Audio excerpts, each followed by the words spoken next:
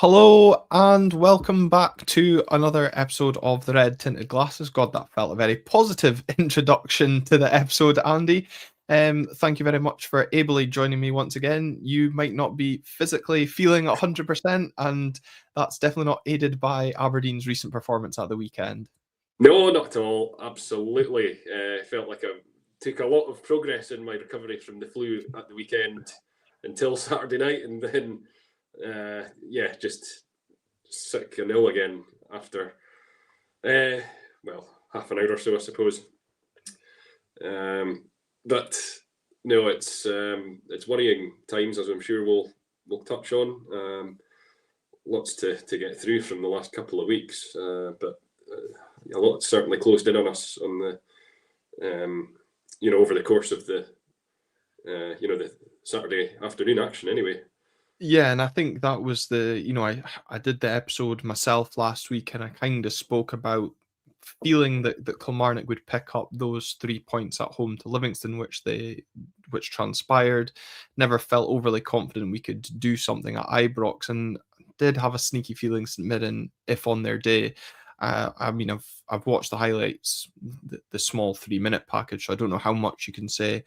Falkirk took their foot off the gas and maybe were a bit complacent, as I alluded to, in terms of their top 6 aspirations. But a huge win for St Mirren, and obviously that sets up that trip to Paisley next up as a huge game, which we will preview more in depth next week. And I don't really want to kind of look at that in this moment in time, because of course we've got the international break, which we'll touch on as well.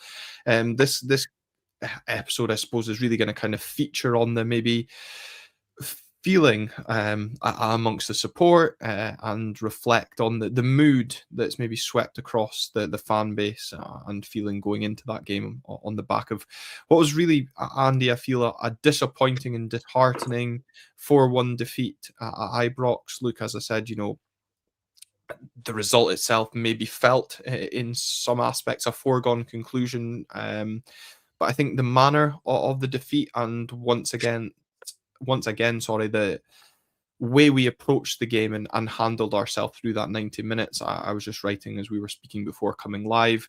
I put Toothless down as probably one of my main descriptions. Yeah. And that it was another disappointing 90 minutes from an Aberdeen perspective. Yeah. Taking into account what you're saying about the St Mirren game completely, the one thing I'll mention just to finally close that off is, when I saw the results come through elsewhere that you've mentioned, both St Mirren and Kilmarnock, just as we were about to kick off, I did kind of think to myself, just knowing what I know about this Aberdeen team, knowing what we've got the right to expect from a trip to Ibrox against, admittedly not a Rangers team that's all that, I don't think, and I still don't. But I did say to myself, the St Mirren game in 2 weeks' time is much bigger than the one we've got coming up in half an hour. But that being said, let's take away the St Mirren game. We'll talk about that next week. But the way it unfolded for us at Ibrox was really alarming. I thought we started off clearly with a defensive game plan and a structure in place, which I thought to begin with looked like it was working okay. As far as Rangers not creating any clear-cut chances, where it really fell down was us trying to get out of our penalty area. I thought the midfielders, the 3 central midfielders, were having to put in a hell of a shift with absolutely no outball for them. They were just getting closed into really narrow spaces, having to try and win fouls to break things up. And then the galling part was Mitov kicking 2 balls straight out the park when everyone up, I'd forgotten about that. Thanks for that reminder. That just showed that it wasn't only open play that was an issue for us. Any set piece that we got was completely wasted as well. And it wasn't just Mitov's distribution at times as well. Jack Milne's distribution from the back into that midfield was awful a lot of the time. And I think you're right to highlight the outball. And some criticism for Kevin Nisbet off the back of the performance at the weekend, and I think it's wrong off the back of a 4-1 defeat to single out a single member of that team. But I know Michael Stewart was in particular quite critical of Nisbet's performance, but it did feel like we were lacking that outball, as you alluded to, that hold-up play. And when Olasanya does come on in that second 45, it makes a huge difference. But a lot of people critical of Nisbet, Blalovic seems to have gone under the radar yet again for an anonymous 45-minute performance. Oh, Blalovic was my target at half-time. I mean, I was glad to see him come off. I mean, that was one that I prioritised, really. If I really wanted to see him come off at half-time, because I thought the whole purpose of him being in the team was to offer us that pace in behind Rangers. And, 2 or 3 times we looked as if we were actually in quite a promising position to exploit a bit of space. And yet he was absolutely nowhere near the position that he needed to be. And it just looked so far short of what was required, really off the pace. And not impressed by that impact from him at all. No, and I think on that as well, I was quite surprised to see him come back into the starting lineup. I was also surprised to see Aremu given a start in there, and I was going to say to see how fit he was, but proved not very, considering another January signing following Tommy McIntyre going off with a hamstring injury. So whether or not we see him between now and the end of the season will remain to be seen. But I think, you said we kind of started the game all right, that first half hour. I mean, I thought it felt very much of like a training game for Rangers. And I did take some amusement from a tweet that I saw where it said that the Rangers ball boys had more possession than we had in that opening half hour. I meant, what I was meaning was from a defensive point of view, like I thought we were defending well. Not to say that we were coming under that much pressure. I don't think Rangers were at it in the first half hour either. But I was hoping that it was going to be a case of sit a little bit tight for the first half hour, maybe the first half, and then we might see something a little bit more expansive. I thought it was part of the game plan, and then from that defensive aspect, I was actually, okay with that. All things being equal. Just to clarify what I was meaning by that one. In terms of on the ball, it was just pathetic from start to finish. There's no getting away from that.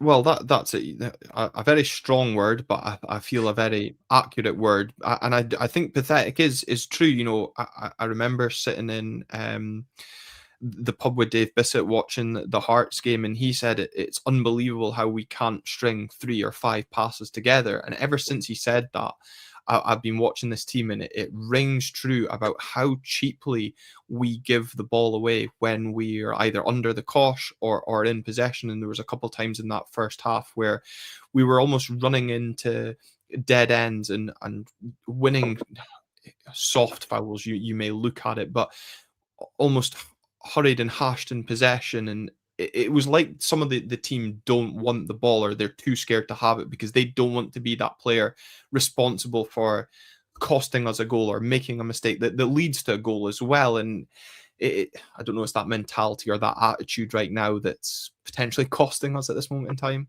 Yeah, just a bit of kind of self-preservation. Yeah. Players going into their shell. Lack of true character in the squad, really. Or enough dominating figures to try and rally the troops and actually try and take a grip and make meaningful change within the game. Sometimes that has to come from within the group that are on the field. The manager can shout and bark as much as he likes from the touchline, but there has to be kind of collective action taken sometimes on the park. And but I think that's also highlighted by what you already alluded to when you get those 2 free kicks on the halfway line. The first you can think, right, okay, let him off for blootering out of play. But the second for me is absolutely inexcusable that he doesn't find a man. And it's that accountability, I suppose, if you want, that we're going to come on to when we speak about Stephen Robinson's post-match comments. But the players themselves don't seem capable at this moment in time of taking the game by the scruff of the neck or showing any sort of leadership and, as I said, accountability in game. to give us any sort of belief at this moment in time. Yeah, and then obviously that spreads to the fan base as well, and the fans begin to lose belief within game that things are going to change, because it does feel like we've seen this story multiple times, and the more often you see it, the more draining it becomes for everyone concerned. So it's amazing to see us still bringing crowds like we did down to Ibrox at this stage of the season, and whether many of them believed that we were going to pick anything up on the day, who knows? But in terms of the backing that this group are getting and what they're getting in return for that, it's a mile short. It is, and as Chris Mainland highlights, too many are hiding, not making themselves available, passing and not moving. It's shocking. And Sam Gordon, good to have you along, Sam, tonight, saying, honestly, wouldn't be heartbroken if every last player left the club. I'm done with them all. And again, this podcast to some may feel overly negative. It may be cathartic in some senses as well, but there is a kind of general feeling from the fans towards this current group of players. Not that they're unlikable, but it's difficult to warm to them when we're seeing the, I suppose, in inverted commas, effort being relayed on the pitch. And as Graham Gibbs says, we've accumulated a squad of fair weather, he uses in inverted commas, players completely unsuitable for a relegation fight. Whose fault is that? You don't need to answer that that particular question, but in terms of the assessment, I think it is. Yeah. Because I wanted to actually come on to that point, what Graham said there about players being completely unsuitable for a relegation fight, linked to something you said about, you made a comment about knowing stuff about this team. For me, Saturday was the first time I looked at that squad and went, I don't know that this squad have the fight for if the shit really hits the fans. Yeah, it was the point I was going to make, actually, to respond to that last comment there. Whose fault it is, that's probably old news for another day. But in terms of the position that we're in with this group, that's what does concern me, because it's certainly not a Stephen Robinson suited squad. Yeah. If you look at any team that he's succeeded with, and he largely has, in regards to certainly the competitive side of the game, and the fight that you need in the side, there's no way he would have assembled a squad like this in order to fit the identity of one of his Motherwell or St Mirren sides.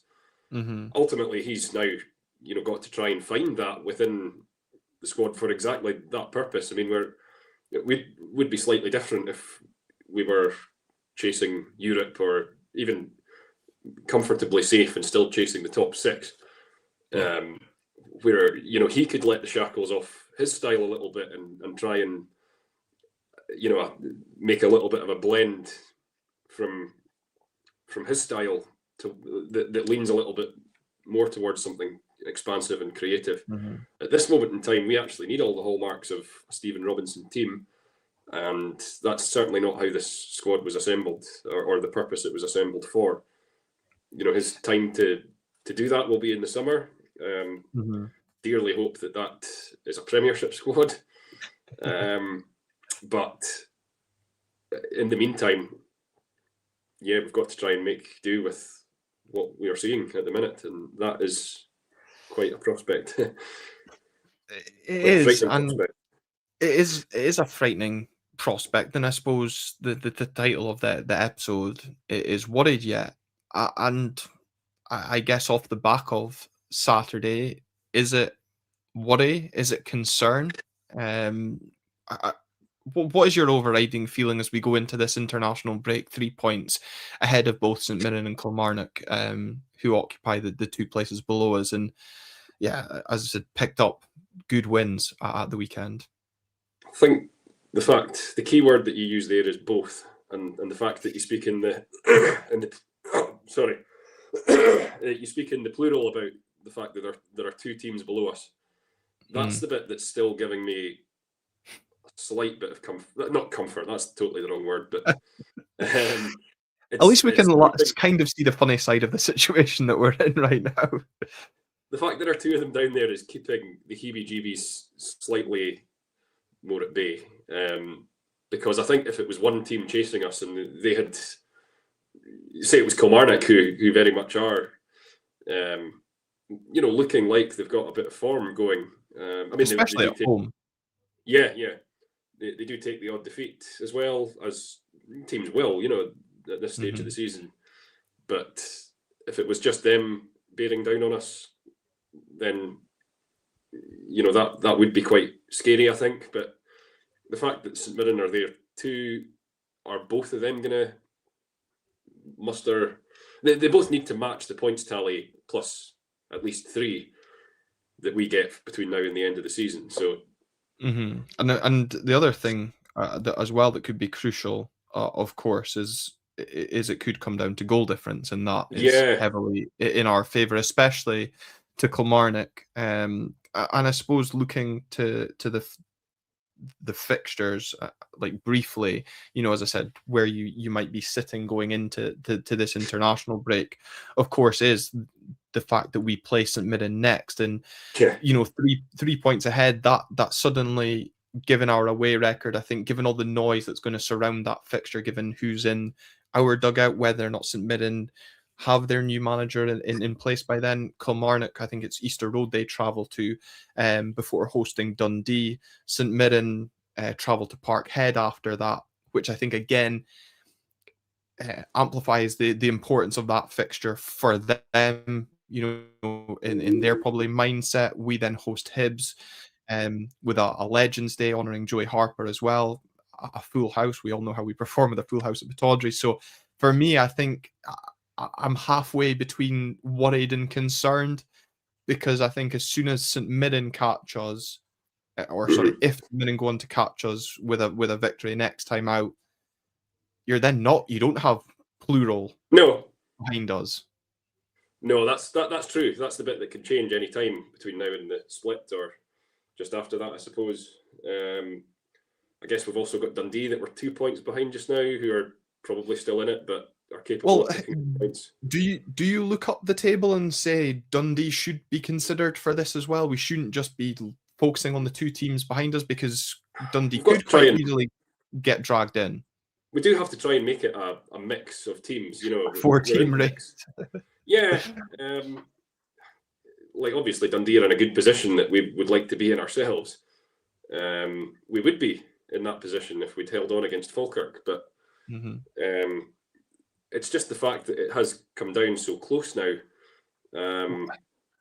and we're really in a position where we've got no momentum whatsoever. Well, that's that. I think that's a very key word, Skinner, to say, is we don't have momentum. And you mentioned there about holding on against Falkirk, and it could have been a crucial point in our survival, or as I said, depending what way you want to look at it right now, 2 points dropped. But St Mirren picking up a good win, Kilmarnock picking up a win. I think someone alluded to it in the comments that these teams are picking up points. Even Dundee have been on a steady run of form. They might not be picking up wins, but they're keeping their points ticking over.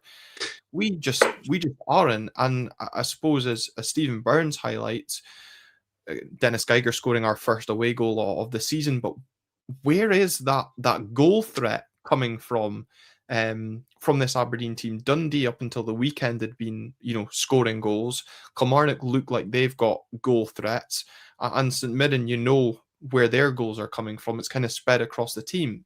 This team, I'm really not sure. No, I suppose Nisbet scored a few in recent weeks, hasn't he? But not prolific by any means. Good point. Good question. Because even the wingers aren't providing probably the quality of service that someone like Kevin Nisbet's gonna thrive on. No. And you look at Sam Gordon says as well, we've plenty momentum. It's unfortunately heading in the wrong direction, and as Joseph Marshall says, you need to create the chances to get the goals. And, for as critical as people want to be of Kevin Nisbet, and, I think you're right to say he's not consistent enough. He's not getting consistent service. No. When I looked at the makeup of the team, I'm obviously going back to the Falkirk game here, which was, Stephen Robinson's first in charge. That probably gave us a glimpse as to what to expect and how he sees, setting up this team for the rest of the season. Yeah. And it certainly doesn't look like it's going to be that accommodating to wingers. Obviously on that occasion, and on Saturday as well, to be fair, it's a wing-back system that he's playing. And there's an emphasis on, having the three in the middle of the park. So that in itself doesn't really lend itself to, a lot of service from wide areas coming for Nisbet and whoever's up alongside him. What we saw on Saturday, I suppose, was a winger played alongside Nisbet and, probably tasked with trying to make runs in behind Nisbet. Yeah. Again, that didn't come to pass. We did see Keskinen come on and look lively. I've no idea what the formation was by then, right enough, but he small glimmer of hope. there might still be a little bit of kind of mixing and matching as far as Robinson goes with trying to find the best solution for this squad. Let's not forget he's only 2 games in, and he'll have learned a huge amount about what he's inherited on Saturday, and I think that probably does explain the nature of his post-match comments. Which we'll come on to in a second, because I want to I know we've kind of gone off topic in terms of general feeling and not really spoken about the game, but let's be honest, I don't think there's really much to speak about the game, because you could rinse and repeat most episodes when it comes to that. But I want to kind of I just want to touch on the reaction and how we handled ourselves when it went to 2-1. Because I think probably like most, when it went to 2-0, I thought, well, this is going to be very much damage limitation. Just let's do what we can. But Rangers gifted us a way back into the game. Dennis Geiger, as I said, getting his first Aberdeen goal, first away goal for us in 8.5 games. Great finish as well. But again, we didn't need to work hard for it. But for me, the most disappointing thing was it's a lifeline or a route back into the game. However, as soon as we do that, we go back to routine and concede from a set piece, and Nico Raskin once again scoring from a set piece against us at Ibrox. Yeah, and the nature of it as well, it wasn't really like a well executed set piece move either. Shambolic. It was cleared 2 or 3 times and then just bounced around. So just the worst type of goal to concede from a position where we were kind of back to where we were, going into the second half almost. How we were trying to chase down a 1-goal deficit with a couple of subs made. They hadn't had time to impact the game. By the time they scored their second, I suppose Olasanya did, because his slip up allowed them in for that. But in terms of what we brought them on for, because as the second half went on, I don't know if it was Rangers taking their foot off the gas to some extent, but space did open up for us a little bit, and we saw glimpses of what we can be capable of on that pitch. But way too late by that point. And that's such a key point, Skinner. It's often way too late. I mentioned my boss that was at the game as a Rangers season ticket holder texted me at full time, said that's the worst side to come to Ibrox this season. I had similar from my mate Ross, who's a season ticket holder at Tynecastle. Worst side to come to Tynecastle this season. How often I've received that text from friends that support the opposition. It's damning, and then that takes us on to probably Stephen Robinson's post-match comments, where I don't know where you sit on this, where you're 2 games into your managerial reign. Yes, you're inheriting a group of players that you've not signed, but you're effectively throwing them under the bus after a damaging defeat, saying the type of goals we're conceding is unacceptable. If you concede that type of goals, you're going to expect to lose games of football. But Skinner, this is our third different manager, well, second one interim, but it's the third manager to say the same things. At what point do the players take note or take heed of what these guys are saying and actually own up to take some responsibility and actually go out there and prove a point, not just to who's in charge of them, but to the fan base that are very much losing faith very quickly? Yeah. Because the other thing that Robinson said as well was that, he told home truths that should have been told 6 or 7 months ago, which seemed like a bit of a dig at the previous regime. But I don't think Jimmy's not said that though. Aye. Yeah, no, literally, it's easy. You do remember Jimmy as being quite a placid, laid-back sort of guy, but I think behind closed doors is a different story from what some of the players have alluded to as well. Yeah, and don't forget some of the, the interviews that he was giving towards the end of his reign as well. I think the one Falkirk in particular was pretty strong. But it's interesting. He's clearly a very honest and frank assessor, Stephen Robinson, and I'm sure that's obviously to his strength. It's worked well for him in the past. It might be him just really trying to get his message across early, because I suppose any press that he was doing after his unveiling, after his first game, has to sound quite positive and upbeat. Sorry. He's got to be positive in that. He can't come out and say, well, I'm now taking charge of a team that I don't suit my style and are clearly not playing for managers, because they're not going to get there. And Colin Gale says, he personally feels the comments were unwise, and it is going to be interesting, I suppose, next time out to find out if the comments were unwise or light that fire in the belly. But if it takes 3 managers to do that, I think if it goes back to the point that you make about the players taking responsibility, and if players are put off by that, then it probably speaks more about their character and suitability for wearing this shirt than it does about Robinson, I would say. Robinson does have to tread a fine line between now and the end of the season in a precarious position. He might have to bite his lip a little bit as time goes on. This might be his moment where he gets everything off his chest. He knows he's got an international break coming up. He's confident he can use that time to iron out the issues he sees defensively and creatively on the training pitch. And that's fine. I've got no issue with that whatsoever. And I don't dispute anything he said at all either.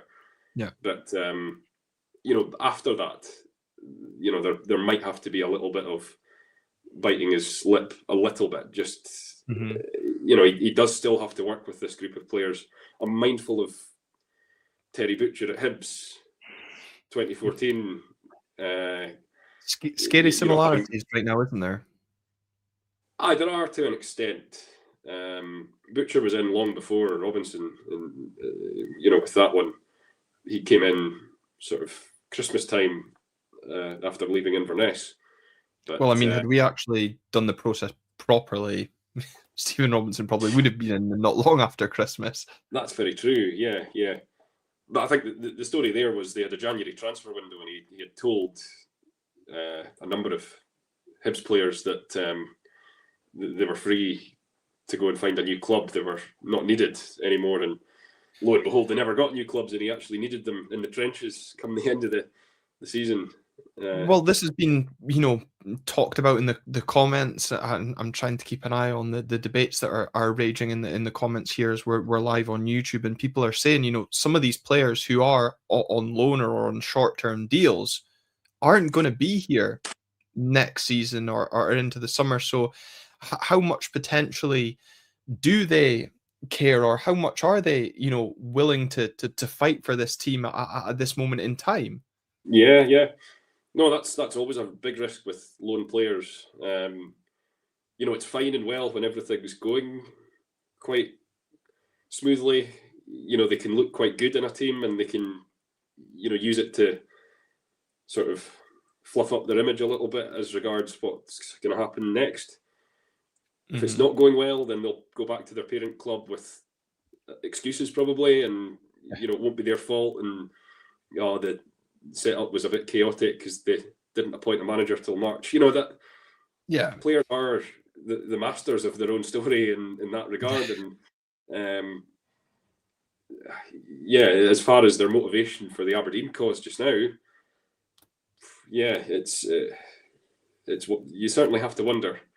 You do, and I think again to kind of pull it back to the overall premise about whether or not should be worried or concerned, or where you see the similarities or parallels to this team versus the Butcher and Hibs of 2014, which everyone seems to kind of been drawing.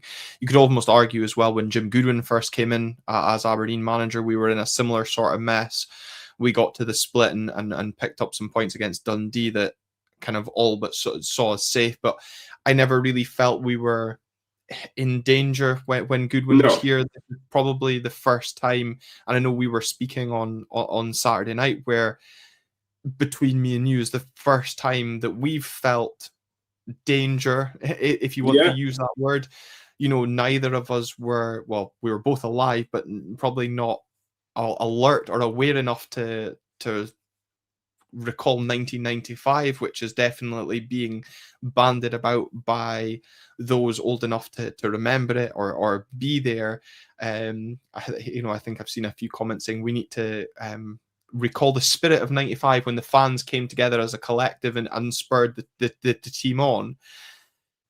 This feels like the hardest part is the fans also have a part to play in getting behind the team, but even that feels difficult at this moment in time. I'm sure if push came to shove and the worst were to happen, by that I mean a playoff, then the fans would rally. It's just what you're rallying behind. I mean, if you look at 1995, you're rallying behind Shearer, Dodds, Glass, Irvine, Ian Jess in that team, was he? I can't remember, but absolutely quality team that should never have been where it was. This time around, of course, you do back the team, and you make every effort you possibly can to make as an effective a cause that you can for the players to bounce off. But as Graham Gibbs says, the players of 1995 had a dig about them. They cared. This lot, potentially questionable. And I'm speaking about the fans. Sam Gordon saying, the fans have came together every year for the last 5 years, but apathy is now rife around the club, and can't blame anyone. And again, you come back to, I was speaking to a few of the dads at Rory's football festival yesterday, and I feel probably sorry for Jamie Howell's inbox today as we're live on Monday. I'm sure that was a bit inundated because we're 8 days out from the loyalty window ending on season tickets. And you can't blame anybody not wanting to renew their season ticket at this moment in time, because they want to maybe wait and see what division we're in, or want to see where this squad is heading. But I sit here and think I'm 8 days away from potentially, between me and Rory's season ticket, having to pay, is it maybe 50 quid, or wait till the full window comes out and it's over £100. Now, each fan's got to weigh up that in terms of their price. Will I probably renew before the end of March? Financially, probably, because it suits me better to pay less, especially when I've got that Don's cash to take it even less. But for me, it probably doesn't matter what division will be in. I'll still be there. But it does smack of poor PR from the club, having a loyalty window when how much Cormac goes on about the fans and that, and not maybe being a bit more sensitive to the situation and saying, look, given the current plight, we'll extend it a week. Even do it, you know, post the Mirren game, give it even to the Hibs game or something like that. But we know what the club are like when it comes to wanting money out of the fans. They don't really care that much to extend it. I see what you mean, but to play devil's advocate there, if they do that, you know, if they are seen to sort of make any sort of shift in the sort of commercial package that they've got there, you know, that becomes public, and then that sort of just, I don't know. But okay. On the other side as well, then they also, you know, naively potentially put it in the season ticket sales as they look forward to playing Premiership football. Yeah, fair play to them. They've got to come across confident, but you know, other clubs, including the weekend's opponents, delayed their season ticket announcement because they wanted to wait to get a certain period of fixtures out the way. The club were so proud to be the first club to announce the season ticket prices in Scotland this season. We don't always have to be the first. We don't always have to be the best when it comes to the marketing, the advertising, the commercial side. Yeah. Great. Well done to the club. We're getting the commercial avenue of the football club correct. But the fans really care what happens on the pitch, not off it. So, you know, again, I feel sorry for the likes of Scott Gormall, Jamie Howell. These guys at the club do terrific jobs behind the scenes, but will be getting the brunt of it because of Burrows, Cormac and co wanting to push out and get that money secured. And unfortunately, when results aren't going that way, it becomes an easy target to discuss. Yeah. I mean, it does just sound, a lot of that is kind of news to me, but it sounds as if it's just a situation that the club are not prepared for, and they never counted on being in this situation. That in itself, I suppose, is a little bit, you know, short-sighted. I mean, we're a big club. We have lofty ambitions to be at the right end of the table every year, but we're only a bad season away from, you know, from something unthinkable happening, and we've seen it happen to other clubs. So, you know, we can't take it for granted that we're going to be in the Premiership. I mean, there are other clubs that year on year will leave it till the very end because they don't know. I mean, I've been covering Ross County for years, and they obviously had 3 consecutive playoffs to stay in the Premiership, which meant they couldn't plan anything until the end of May because it's the final fixture in the entire British calendar, the playoff game. So, you know, you've got clubs like that are used to and expect to be in that position. We don't expect to be, and unfortunately may have to face up to that prospect then. And again, you know, there's obviously still 7 games to go to avoid that. Our record, as people are alluding to, of course, against the bottom 6 sides is far more favourable. But again, you may also caveat that and say the teams we're going to be coming up against at the business end of the season know what it takes to scrap and fight. And again, this team haven't shown me that they know how to scrap and fight when it really matters.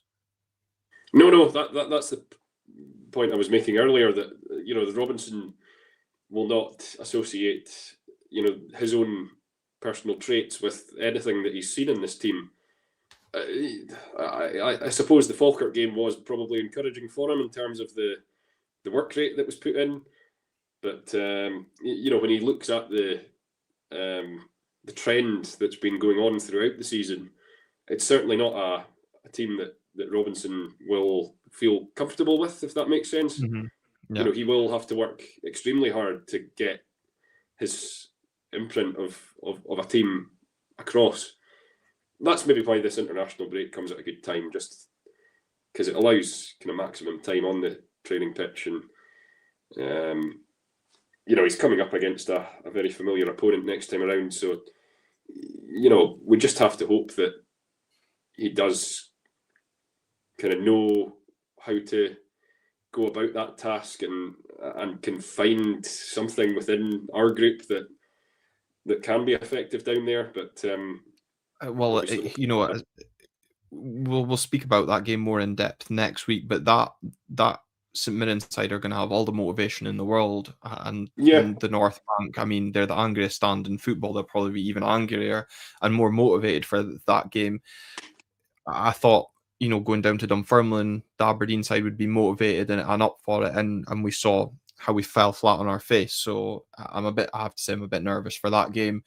What's also possibly galling for this Aberdeen side and the board and the commercial aspect, of course, as Stephen says, is we've got Player of the Year, which is a month on Thursday at Tekka. We're, of course, both going to that event. yes, thank you for that, Glenn.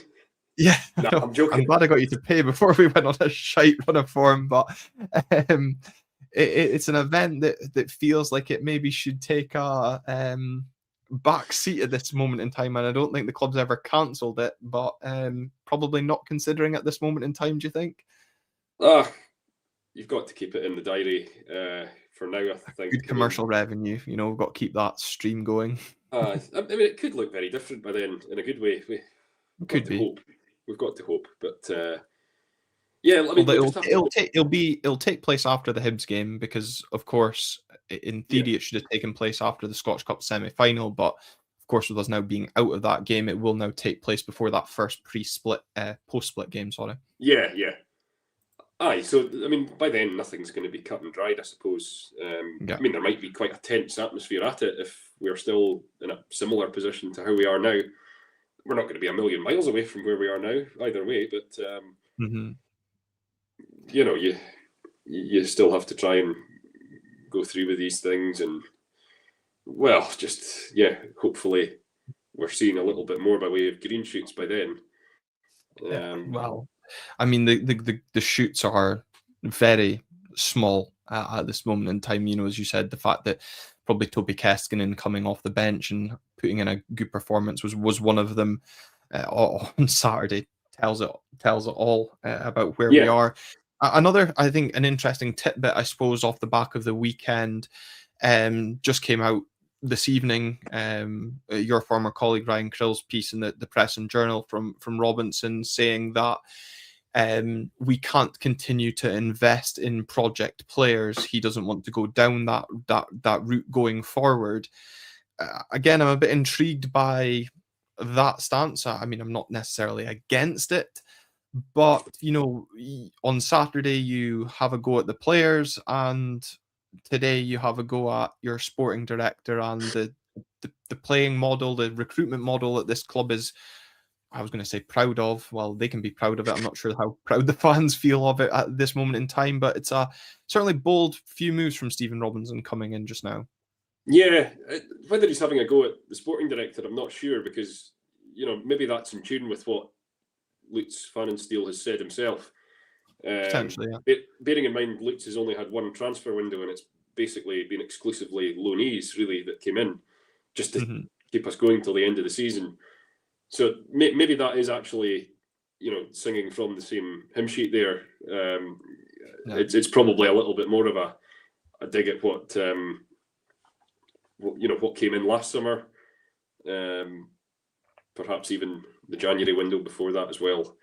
But no, I haven't read Ryan's piece. I was attending to the wee man before we came on, but it sounds interesting, and it doesn't surprise me either. I don't think he, knowing the types that have been, important to success at St Mirren and Motherwell in the past, it tended to be kind of battle-hardened, ready to make an impact types that came in from predominantly down south in his time, but obviously he's got access now to a much wider network, which, how he uses that's going to be interesting when it comes. Yeah. That's all for the summer, and it feels a million miles away, I've got to say. It does, and I think in terms of the recruitment as well, Sugarland's right to point out that project players isn't the problem. Selling every ounce of talent within the squad, every transfer window has been the problem as well. you can point to Shayden Morris's late departure this season as well. Graham Gibb also saying, we punted too many players in January that we could have done with now. I mean, again, that's maybe a point that'll get argued one way or another, but certainly squad depth. And every time I look towards the bench, I think, who's actually going to be making that impact, are going to come on to grab us a goal or create that chance. And I don't see it at this moment in time. In terms of, as I said, the title of the episode was "Are you worried yet?" Just to go through some of the comments. Ross Anderson says, even before the Rangers game, the match against St Mirren felt must win. I think it's coming home how true that is going to be. Can't be bothered saying worried yet. I've been worried for months. Graham Findlater was also been worried for months. Poor management of the footballing side of the club coming home to roost, and I can't see any way out. David McLennan saying the team doesn't believe in itself, and neither does the manager, apparently. I'm not sure if Stephen Robinson doesn't believe in the team, Andy, but again, it'll be interesting to see how those words from full time on Saturday resonate, and how many home truths are absorbed by that playing group. Yeah, I think he believes that there is talent within the squad, but is it talent that is necessary and compatible with what is in front of us right now? That's the big question. Yeah, he's got to find something. He's got to find a solution, even if it's not perfect for this group of players in an ideal world. It's about what's most effective for us getting out of the mire, away from relegation danger. If this team has it within it to scrap out 1-0s, then great. As I say, it's not what it was built to do, but I don't trust this defence to keep a clean sheet at this moment. No, absolutely. That's the responsibility he's got now, and he's got to try and find the answers from a group of players that, as I say, I think he doesn't have an issue with the talent that's there. It's maybe just more the perhaps the character, the mentality, the ability to actually grind out results in this league. Yeah, Patrick Ewan says Kneuster can't come back soon enough. Hopefully he'll be fit for the last 5 games. I think, I guess if you want to look at another positive, Stephen Robinson saying that he is likely to return before the end of the season as braces come off now, but I don't think it'll be for the last 5 games. It might be the last couple in a best case scenario. But again, I think it's showing how poor the season's be that we're pinning hopes on a defender to come back to shore us up, and also quite telling that given how long he's been out for, or how poor we have been defensively, that Mats is most likely to win Player of the Year. In terms of the bottom 6, Mad Mark 1957 saying our position will be decided how we perform against the other bottom 6 sides, and also the next game, obviously alluding to the fact that Hibs being in the top 6 and our record against top 6 sides hasn't been too great. I do think it's probably one that, again, obviously off the result at Tannadice yesterday, the league still can't officially announce the post-split fixtures, given there could be a mad goal swing between Falkirk and Dundee United. But the sooner that set of fixtures is announced, but the way that the supercomputer needs to work out, I think Kilmarnock are actually due 4 aways. So one of their fixtures is going to need to be reversed. I saw Killy Data on Twitter last night wondering if it will be either their trip to Dens Park or Pittodrie that is reversed to Rugby Park. And I do still maintain I've got that feeling that if results don't go our way, we could see that home game that we should have had against Kilmarnock switch to Rugby Park, no doubt. Either that'll be either the midweek game or a Sunday lunchtime. Yeah, sometimes these things just are so inevitable, aren't they? But you'd like to think it would be Dundee, just with the fact that they are a little bit safer than us just now. Plus, the distance is slightly less. I don't know. I'm clutching at straws here. Maybe I'm doing the supercomputer too much credit. But if Dundee are in a sort of comfortable position, then you'd think it would make sense to go for that one. Yeah. John Keeler saying the season's going to come down to the home games against Kilmarnock and St Mirren after the split. Do you agree with that? Or, of course, it could well be defined by potentially going down to Paisley in 2 weeks and winning there? Those games will be huge, don't get me wrong. But I mean, there's going to be an awful lot of other points up for grabs as well, for not just ourselves, but for those two teams too. So I suppose maybe where John's coming from is, given how terrible we've been away from home, yeah, it does feel that those home games are going to be hugely important. And I think yeah, we should be due three home games post-split. And, of course, we do have Hibs on the 11th of April. Yeah, no, the fact that we do have a run of home games coming up, or we should do, is something that I do take a little bit of solace from, because we've not been perfect by any means at home, but we certainly look a lot more dangerous, a lot more capable when we're at home. So dangerous in this Aberdeen side, it's maybe more for your own health, let alone how we perform on a football pitch. Yeah. Again, just a couple of bits then to round off. Going back to that project players and the free agency market that we can work in. Stephen Robinson also saying he will not be bringing in any free agents. He will go with what he has. But the Dons also being linked with Liam Lindsay currently at Preston, that centre back, 31-year-old. So looking like Stephen Robinson is going to go down that aged, old, experienced down south signings that he is so accustomed to. But at this moment in time, can you blame him? Of course, we are now going into the international break. I am a bit intrigued to see what this side does in terms of the break.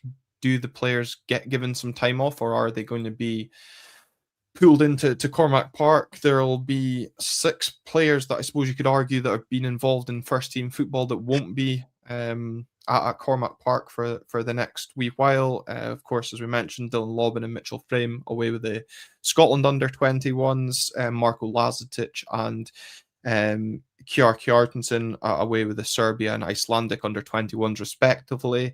And then some long journeys coming up. Probably one for a player that we could have done without, Topi Keskinen, travelling over to New Zealand for friendlies against New Zealand and Cape Verde. And I'm sure, given obviously everything that's going on in the world, that's going to be some long travelling going on for the Finnish national side.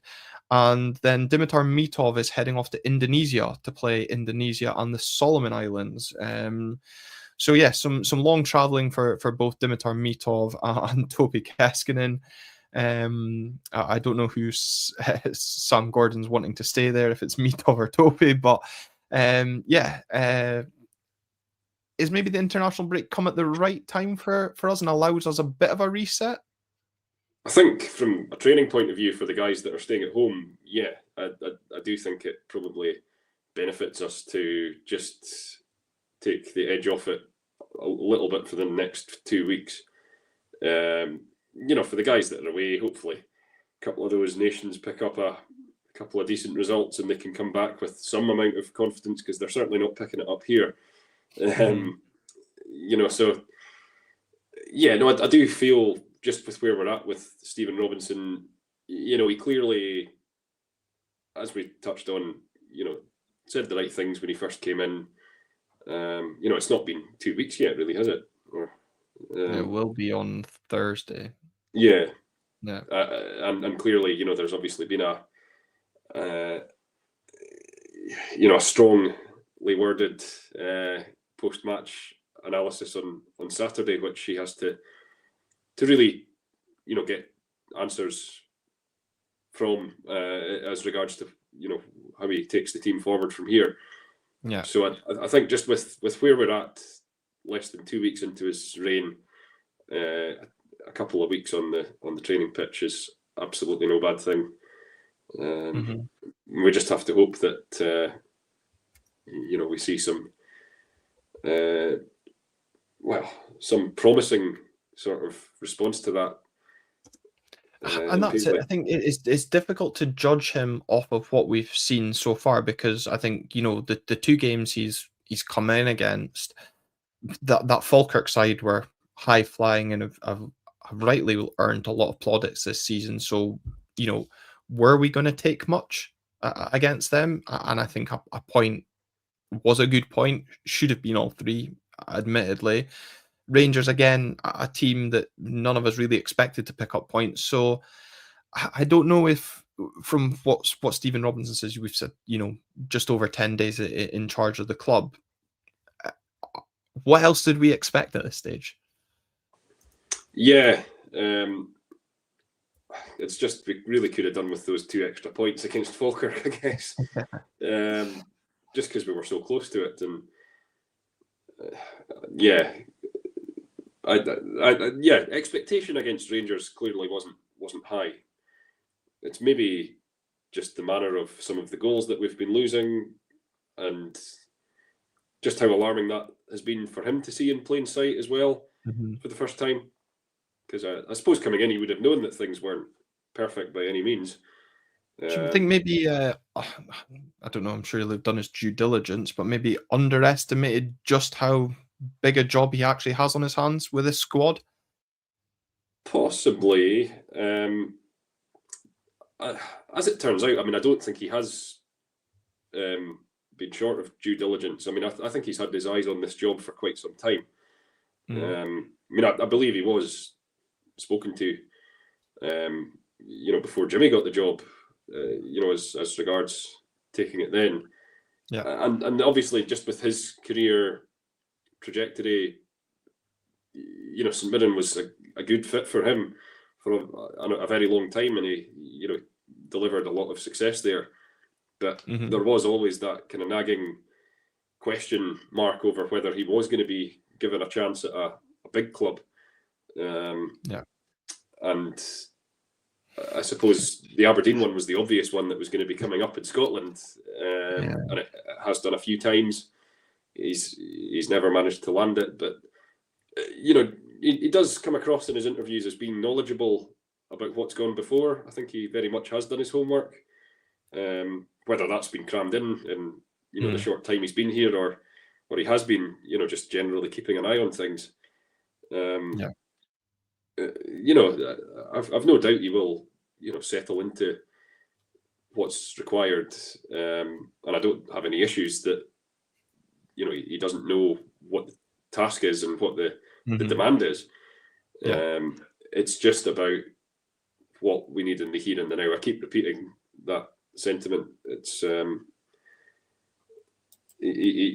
maybe not until he's worked closely with the players that he's able to make a sure judgment on, how we get out of the situation we're in.